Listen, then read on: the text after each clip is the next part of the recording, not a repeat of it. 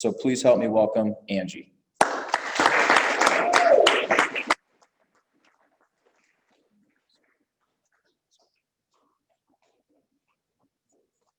Hi everyone, I'm Angie and I have alcoholism. Let me find the spots. I don't own this equipment. I think I'm gonna start off with a little prayer. It's my favorite prayer, but it's not one that I always use. So I'm just gonna ask God to please help me set aside everything that I think I know about myself, about the 12 steps, about this program, about God. Please help me to see the truth. I got asked to speak earlier this week. I was thinking about what I wanted to share, and it's kind of crazy. Every time I share my story, something else comes out. I was reading an article recently, and it was this house just outside of New York City. And this couple had purchased this house, and like 2 years after they purchased it, it was a really old house. And there was some stories about the house, and they decided they were going to do renovations on the house. And so they started taking up a bunch of the floorboards around the whatever you call it, the foundation of the house, and they found a bunch of alcohol stored in the house from bootleggers when the Prohibition was happening. And they found articles inside the baseboards and like hundreds of bottles. And I was just kind of interested. So whenever I read an article, I usually read a couple more articles, and I was just looking at stuff with the Prohibition, and Alcoholics Anonymous was founded shortly after the Prohibition ended. And it's crazy because what they were doing to get alcohol back then, heroin addicts do to get heroin today. And I was just thinking about that, and I was like, and then I read another article, and this guy he had a 90-year sentence. He just got out of jail today. And so he had a non-offensive marijuana crime, and he got sentenced to 90 years in prison. And he was 71 years old. He did 31 years of that 90-year sentence. And this is the weird part, is like, you walk out of jail and you're 71 years old. The guy's not even mad about it. He's like, I did it. I deserved that punishment. But how weird would it be to walk out of jail after 31 years, you're 71 years old, and you turn on the news and you find out that the House of Representatives just passed a bill decriminalizing marijuana in the United States. And you just served 31 years. I was just thinking about stuff like that. And the reason why I bring this stuff up is because we have these laws and things like that, and I believe that they're to protect people. But sometimes we take away the drugs and the alcohol, and we think that they're the problem. And what I hope happens is, like, some of these laws are going to be diminished or amended and things like that, and we're going to discover that this problem the entire time had nothing to do with the substances. And that's really the message that I want to convey tonight, is like, I have a disease. I have alcoholism, and in the big book, in a chapter that is, there's a solution, it says the main problem of every alcoholic centers in his mind rather than his body. And that is 100% my story. I cannot tell you how many times I've sat in these rooms. I mean, I've been in Alcoholics Anonymous in and out since I was 17 years old. I'm going to be 30 in probably, I don't know, a week, maybe 10 days, in and out, in and out, in and out, and I would get 30 days and 60 days. And my life became so unmanageable when I stopped drinking that I couldn't live life sober. I cannot even describe to you the pain that I would experience after I quit drinking. The detoxes I went through, the shaking, the medications they would try to give me so that I wouldn't have seizures. And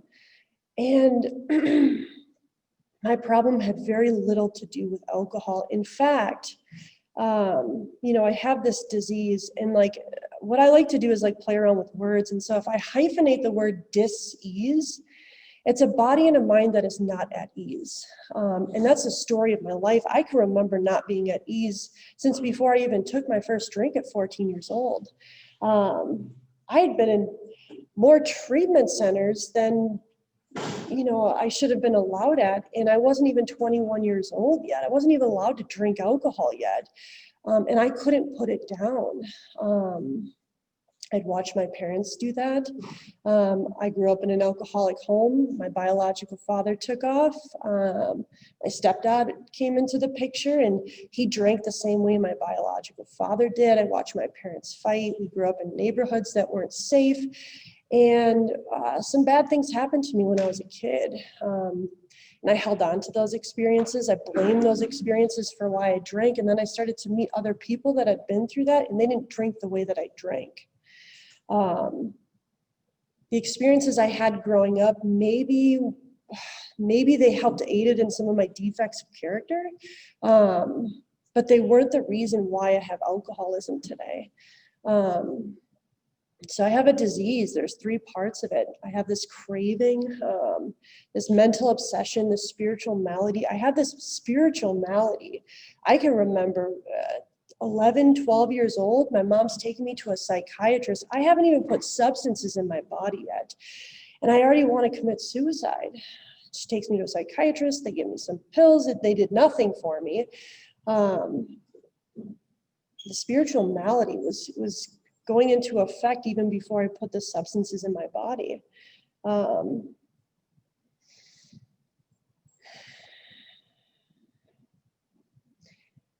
And it's crazy. I had about 4 years of sobriety, and I was really active in Alcoholics Anonymous in this town.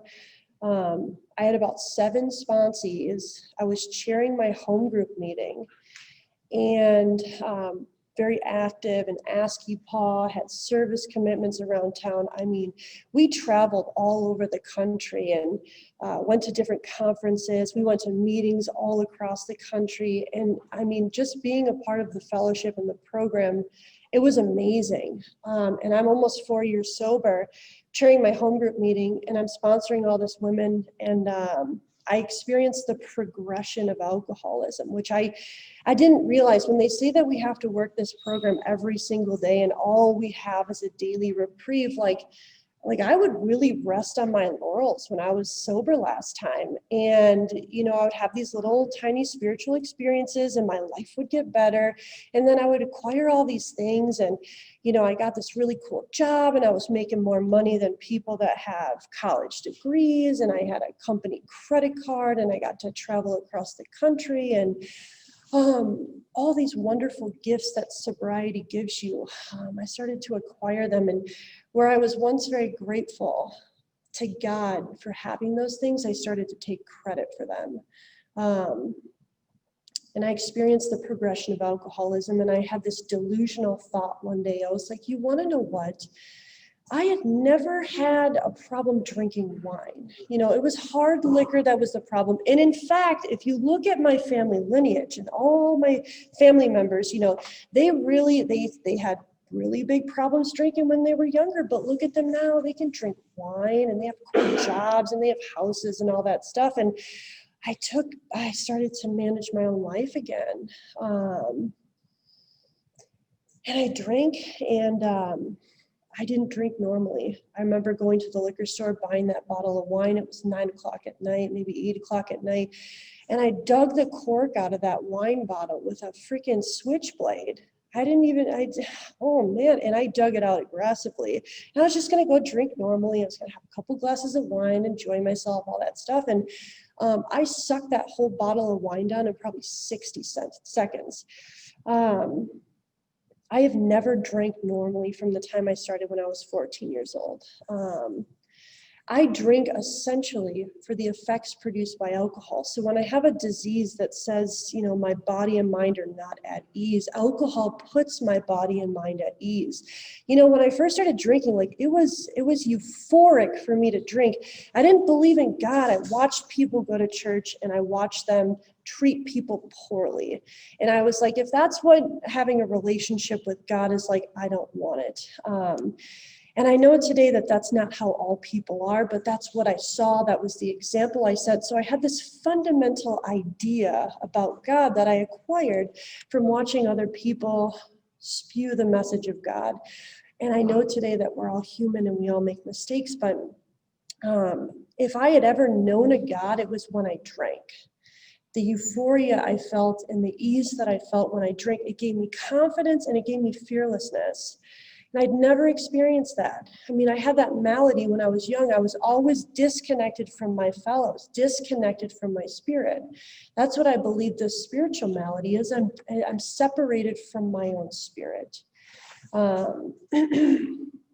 So if I'd ever known God, it was when I drank. I was more connected with you and my fellows and with God when I was under the influence than anything else. Alcohol wasn't my problem, it was my medication.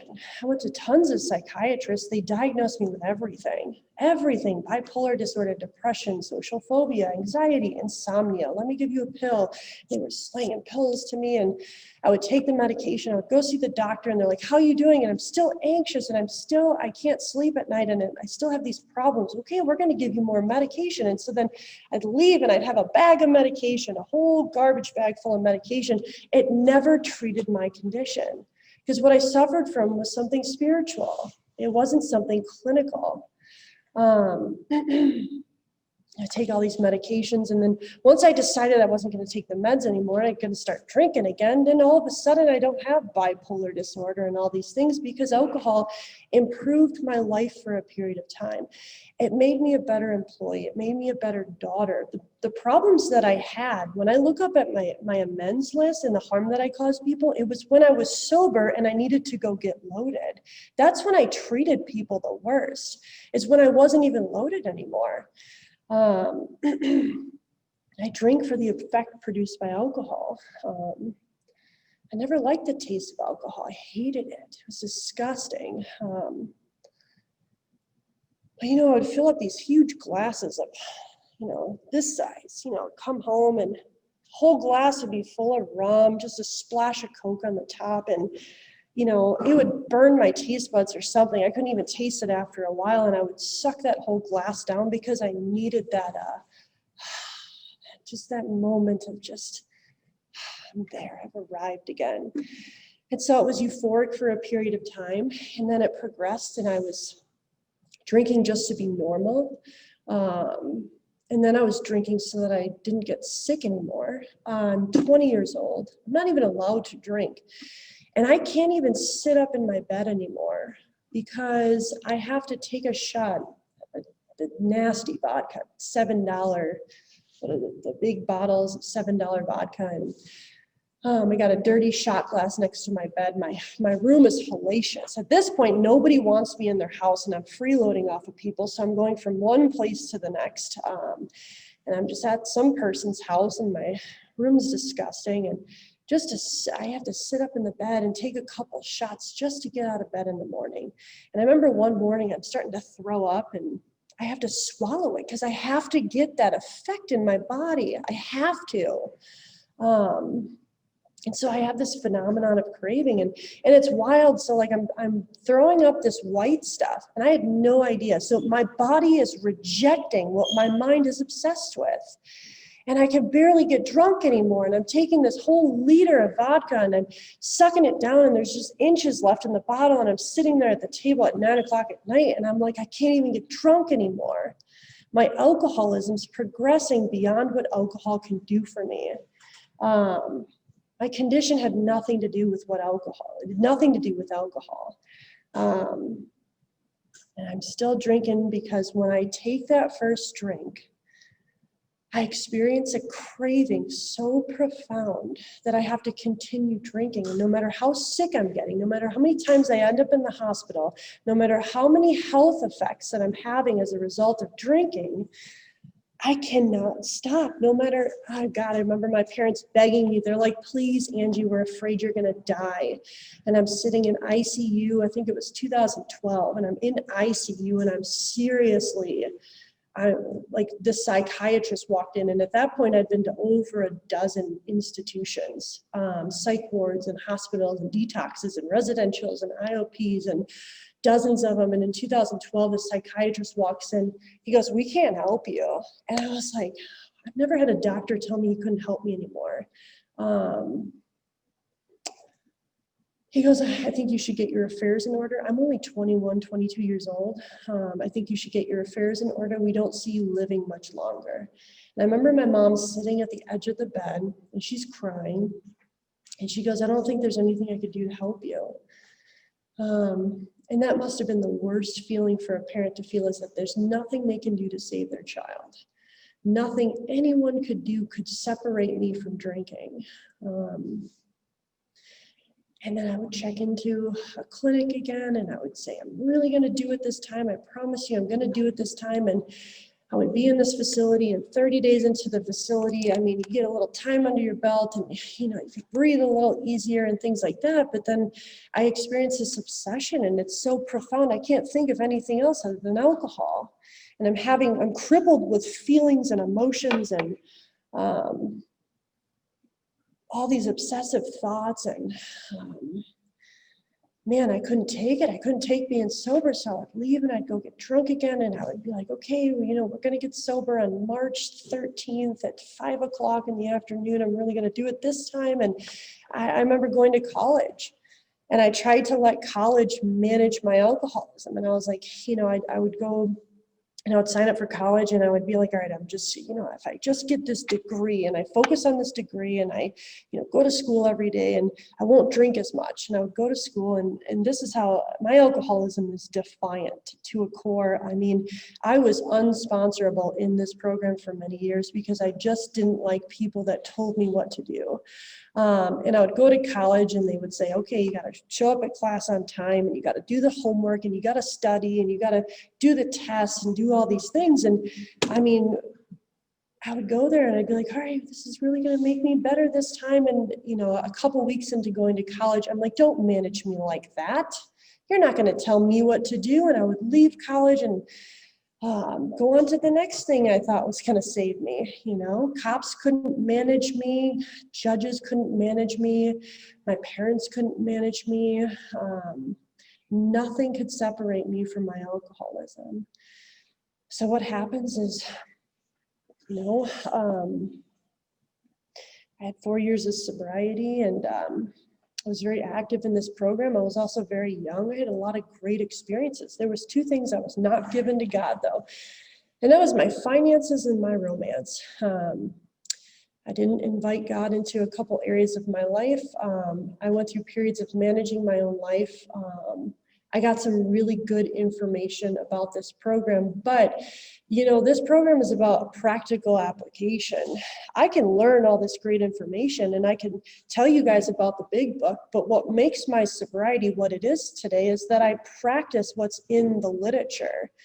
I leave these meetings and I hear cool stuff and I apply it to my life. I did that in a way when I was sober last time, but not to its full effect. I hadn't abandoned myself completely to God.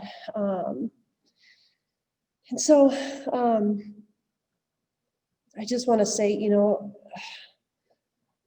I relapsed after 3.5 years, and I want to just tell you guys, it was painful coming back to this program. If you guys are ever struggling and you got 3 years, 4 years, 20 years, 50 years, I don't even care. I just want you to know that it is much easier to stay and continue to go through the hard work than it is to start over. I ended up back at my parents' house. I went through domestic violence. Couldn't stop drinking. Got back to my parents' house, and I'm almost 30 years old, 28 years old, and woke up one day sober, and I had a child, and I went to Alcoholics Anonymous for 3 months, and I couldn't stay sober. And it's crazy. I'm really grateful for the people that were really brutally honest with me, because that's what I needed. But I went to these meetings for 3 months, and I would go to the noon meeting and the night meeting. And after the meeting, I would have conversations with people after the meeting, and I would tell them that I wasn't an alcoholic. And this guy comes up to me and he goes, you've been coming here for 3 months. Like, he goes, if you're not an alcoholic, why are you hanging out at an AA meeting in the afternoon drunk? He goes, go get a hobby. And I was like, I was offended. How dare you say that to me? My alcoholism is always offended at somebody telling me the truth.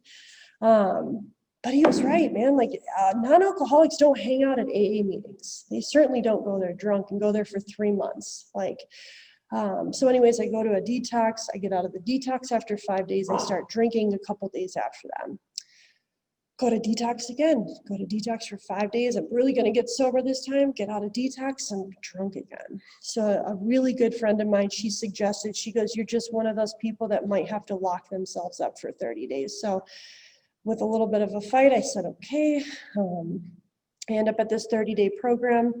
And I mean, it was wonderful. I can't even tell you what happened at that program, but I locked myself into this 30-day program. I made a commitment that despite what my head told me I wasn't going to do, I was going to get up and do it anyways, because they had a really strict schedule. I mean, they didn't give you any medication when you were there. You were going to be up at 6:45, and they had this huge kitchen duty that you had to do, and you had to participate in a really vigorous schedule, and it was all 12-step based. And every time my head said, I'm not going to that group, or I'm not going to that meeting, or I'm not reading the big book, I would get up and I would do it anyways. I started practicing this thing called honesty there, and I don't know what happened. My first 7 days there, all I could think about was drinking. But I truly believe that I was surrendered at that place. I did not surrender myself. Something surrendered me, and I cannot explain it. There was no fight left inside of me. My alcoholism beat everything out of me. And it was painful being at that facility. It was painful showing up to those groups and participating in those meetings. I remember holding that piece of paper, chairing the meetings that we had to volunteer at and be of service at, and just shake the whole time there because I was so nervous. I couldn't speak in a group setting without losing track of what I was saying within 30 seconds, and then getting so embarrassed. I couldn't sit in a seat without being full of discomfort. So I did that 30-day program. They suggested I go back to Alcoholics Anonymous, and it's a very strange experience. I got out of that program and I got worse. I didn't get better. My alcoholism went into full effect after I left that place. And when I was 4 months sober, I just share this stuff because I know the reason why I called my sponsor and asked them to sponsor me was because they shared very transparent stories at meetings, and I related to them. And, you know, I'm 4 months sober, and I tear apart my dad's basement looking for his gun. And, you know, my daughter's father wasn't in her life, and I couldn't take it anymore. I couldn't take one more day being sober, and I couldn't imagine taking another drink. And what I was going to do is I was going to put a bullet in her head and put a bullet in my head. My alcoholism almost killed me, and I wasn't even drinking anymore. If my problem was alcohol, then why would I need the 12 steps when I got sober?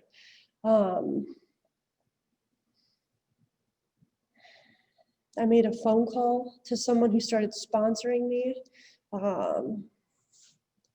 And they just kept saying, they said, you will join us on the journey into Alcoholics Anonymous. And I said, what does that mean? I'm calling you. I'm calling my sponsor. That's what I'm supposed to do. And I get so frustrated. What does it mean, join Alcoholics Anonymous? And they kept saying, this isn't an I program, it's a we program. Go to your meetings, be genuine about what you're going through.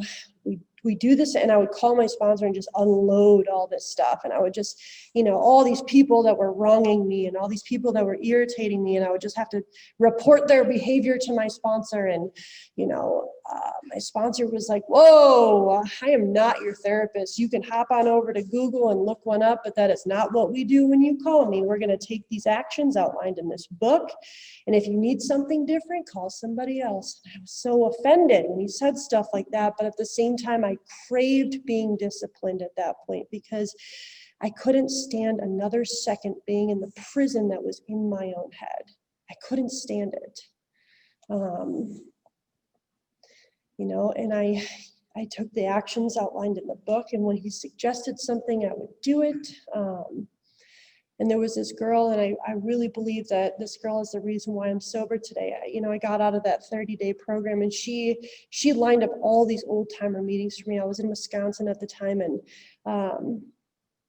she would pick me up because when I first got out of that 30-day program, I had a car. I lost everything but the car had a busted head gasket. So when I drove to those meetings, it would putter down the highway. It was just not going to make it to those meetings. But I was dying of alcoholism, and I had to get to those meetings. And I was willing to go to any means necessary to attend those meetings and to those fellowships. And so I was driving that car on that busted head gasket for about 30 days until it just stopped. It wasn't going to work anymore. And this girl, Erica, she would pick me up every day, and she would drive 30 minutes after work to come pick me up and take me to these really good old-timer AA meetings. And I got a really big dose of, there was this group called the Badger Group. There's like 200 old-timers in it, and they're just really vigorously involved in Alcoholics Anonymous, and they don't sugarcoat anything, and they don't care about hurting your feelings. And it's really what I needed at that time. And they told me the truth, but they gave me a really big dose of love. And so she would pick me up, and she would take me to those meetings, and she would take me to big book studies with her sponsee, and she would ask me to share. And I'm like, I got 30 days sober. Like, what am I going to share? And she goes, you've done this before. And I can't remember anything in the big book. What do you want me to say? So I'd sit in these big book studies with our sponsees, and I would share whatever little tiny experiences I had with maybe asking God for help today. And I just kept showing up with her. And when she asked me to get in her car and go somewhere, I said yes. But she spent so many hours picking me up, taking me to meetings. Like, I really strongly believe that my life would be very different today if she hadn't have picked me up and taken me to all this meeting. Like, she was one of those primary purpose girls that, like, she didn't care what time, day or night. She let me cry in her car when I was seriously suffering alcoholism. And I really believe the only reason I'm alive today is because of all the service work she gave to me. And we'd go to these meetings, and she'd be like, we're doing coffee at this meeting, we're cleaning up the chairs at that meeting, and we're doing this and we're doing that. And I'd just say, okay. And no matter how uncomfortable I was, I went and did it anyways. And I had this process of going through the steps. And there was much more that I was powerless over. It started to be about, like, less about being powerless over alcohol, but more just being powerless over being self-reliant and trying to manage my own life straight into the freaking ground time after time after time. And I really believe that my alcoholism cannot be managed by anything, including God. When I'm so far into managing my life, like, my relationship with God is like, it says it could and would if he were sought. I have to go seek this God and then invite him into my life in order for my life to be managed by a God. If I don't do that, God is not showing up at my house saying, hey, let's go with me today. I have to be an active participant and seek that God. Step 3 is we made a decision to turn our will and our life over to the care of God. And those 2 things I never gave up are relationships and finance. And I got to tell you, when I left that last relationship, it was just as painful as leaving alcohol. My alcoholism, it attaches to everything in my life. It's not even just about the alcohol anymore. It tries to manage everything, and I got to be careful of that obsessive managing thinking. I get these little hits of adrenaline sometimes when I wake up in the morning because I'll be in morning meditation, and I'm going to get real spiritually fit today and all this crazy stuff, and I'll have a little hit of adrenaline from a text message from somebody that I didn't appreciate how they decided they were going to talk to me today. And it's just, once again, it's a little experience about I'm back into management of my own life. These feelings I have are indicators of my management. They're symptoms of my management. When I am depressed, when I'm anxious, when I'm angry, it is all a symptom of managing my own life. I had no idea. I was always managing the symptoms. I wasn't managing the causes and conditions. And so I made a decision in step 3 that I was going to finish the rest of the steps. And as I go through, I was going to continuously give up everything of my life to this God. And what happened is, I'm 4 months sober. I'm about to put a bullet in my head and a bullet in my daughter's head. And there was this 4-step inventory, and I was really upset with God. I was really upset with God, and my sponsor brings me through this inventory, and we get down to the realization on God, and I cannot explain what happened after that. I had a spiritual awakening so profound that it not only rocketed me into the 4th dimension, I was vibing on some sort of planet that I don't even think is in this world. I have never had a perspective shift like I had had on that inventory. And like just there's some women in this group, a lot more men, but just for the women, I'll share a little bit of what my inventory looks like. I do all my inventory off the Jaywalker 7 areas of self packet, but it's like, I get these in step 3, it talks about this deep-seated self-centeredness and selfishness. That's the root of all my troubles today. And I remember I'd call my sponsor and I would say, my daughter this and my daughter that. And my sponsor would say something like, you don't give a shit about your daughter. This is about you. That's why you're upset. And I mean, I didn't like hearing that, but every problem I had, I would blame it on something else, but it was really about how it was affecting me, how I didn't want to be a mom or, this, that, or the other thing. And so anyways, in the 3rd step, it talks about, being the stage character and these roles that I assign people. And if I'm on a stage and I'm, supposed to be the actor, but I'm playing the director today, right? I'm back into managing my own life. I get into these 4-step inventories, and it's like I was looking at this inventory on this relationship that I had, and I was really upset. Like, why am I always in toxic relationships? I was really very, very upset about this.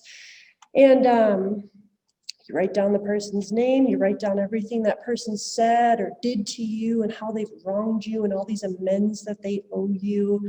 And then you get into 7 areas of self, and it's like, how does it affect your self-esteem? Well, I'm the greatest girlfriend that this person's ever had, right? We're talking about the selfishness. We're not talking about higher self.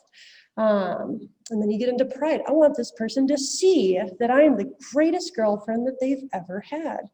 And then you get into ambition, and it's like, I selfishly want all of your time and attention. I want you to give me all of it. Stop giving it to all these other girls. And then you get into security. I need all of your time and attention to be okay. And then you get into personal relationships, and this is how you define the role that you've assigned them. So this role is boyfriend, and the role I've assigned them is that boyfriend should do what I say when I say to do it. And that's not a relationship. That's imprisonment. And I can't tell you how sick I felt when I was imprisoning these guys. I wasn't in a relationship with them. I didn't love them. Love isn't selfish. You don't make people do things that they don't want to do. You appreciate them for exactly what they are. I was managing these guys. And you want to know what was even more sickening is that I'm in all these toxic relationships, and then I discovered it takes 2 toxic people to be in a toxic relationship. Not 1, 2. And I get down to this realization. My sponsor asked me this question, and he goes, what was it like for him to date you? What? What are you talking about, him to date me? What about him? I'm dating him. All the harm he caused me. What was it like for him to date you? And then this flood happened, this floodgate opened. I had never in my life thought about what it was like for other people to have to deal with my alcoholism. Never. It was always about me. This selfishness runs deep inside me. And the only one that can't see it is me. The only one that can't see it is me.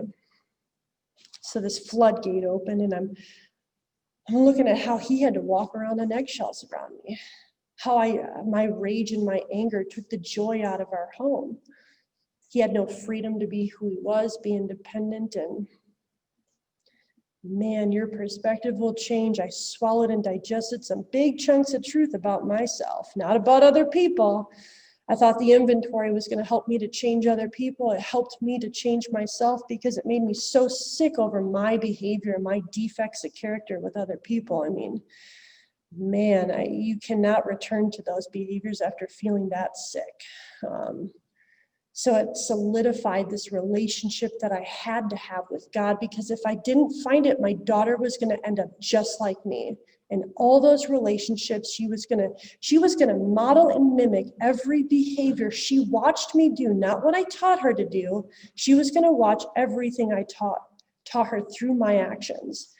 And so this relationship with God, I just continued to seek it. And through the process of the inventory and step 5, sharing everything that I had done wrong, and like some of that really grindy stuff, which is usually finance and sex, or the two big things that we don't want to talk about. I stole money from a job that I loved, and I was sober.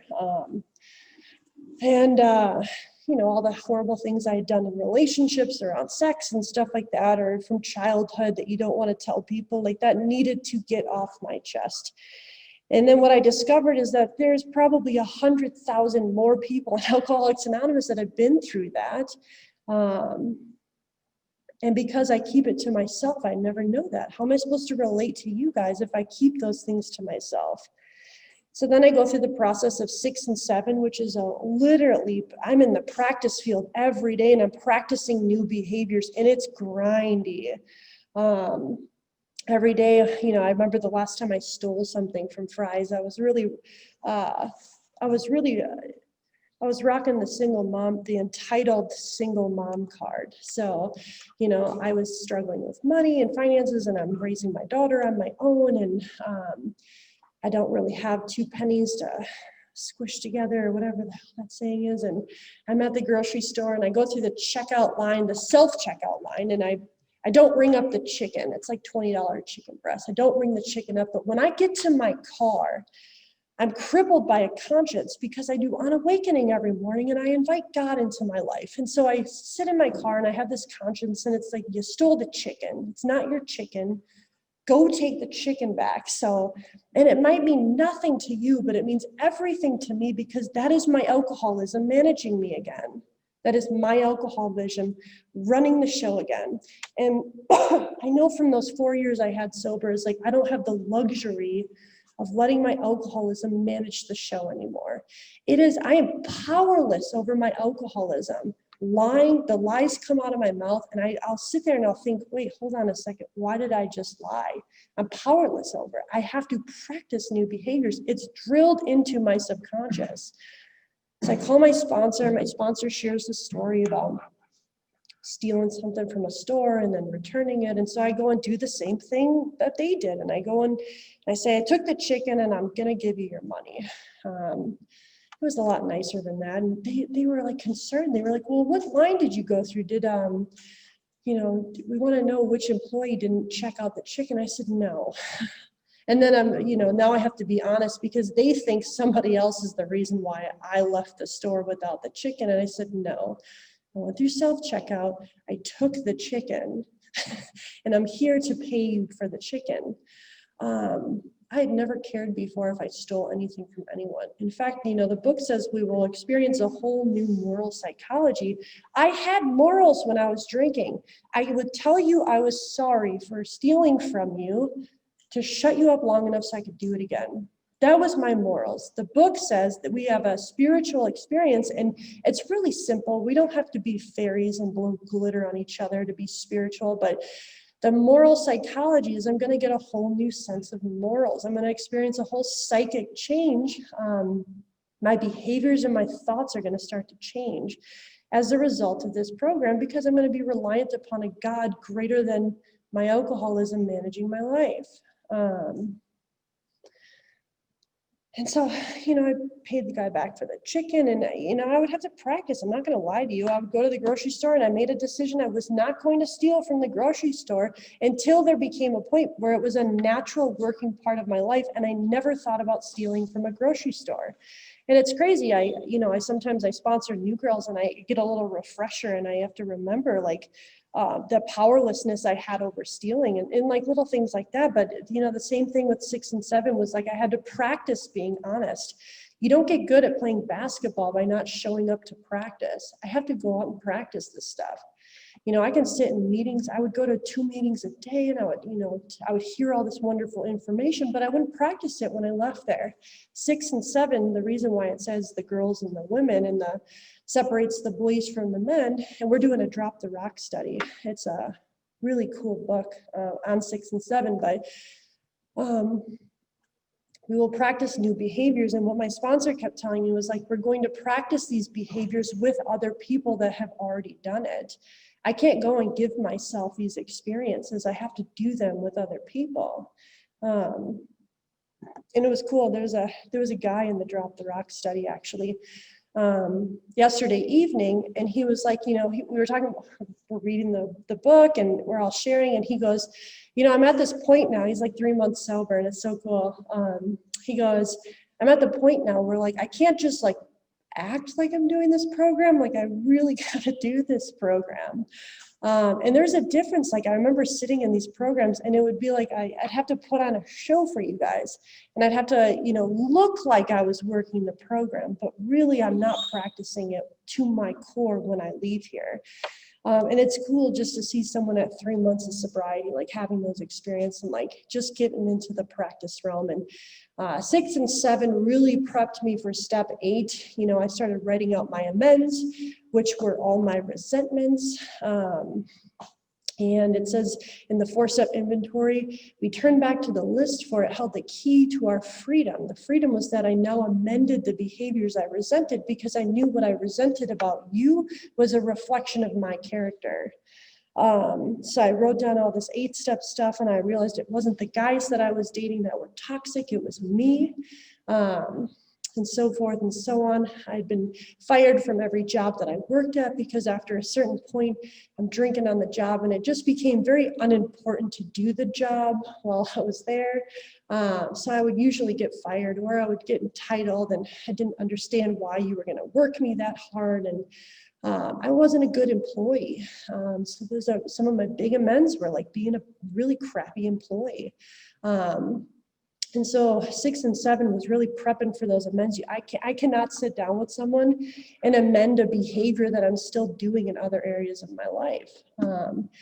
So the willingness is like going back to 6 and 7, like gotta practice 30 days. No, they're non-negotiable. My 3rd step is like, if I don't make a decision to turn my will over to the care of God, my alcoholism is gonna make that decision for me.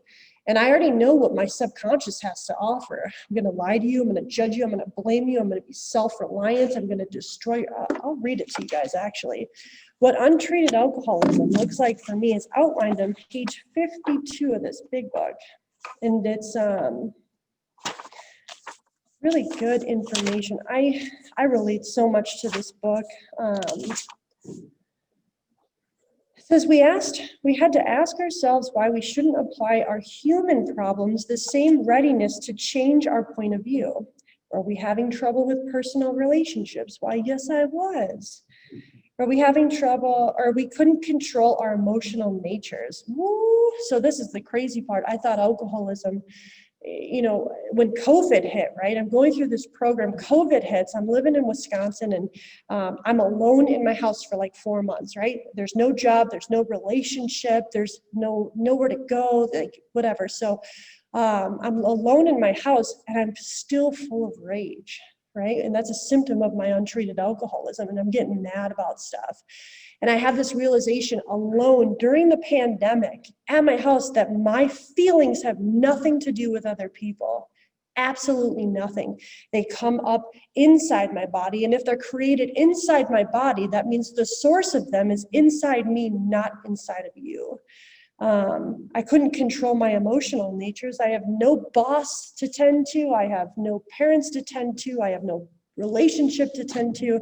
And I cannot even control my emotional natures. The work had to be done on me, not on other people. Were we a prey to misery and depression? We couldn't make a living. We had a feeling of uselessness. We were full of fear. We were unhappy.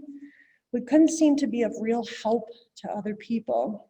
Was not a basic solution of these bedevilments more important than whether we should see newsreels of lunar flight? Of course it was.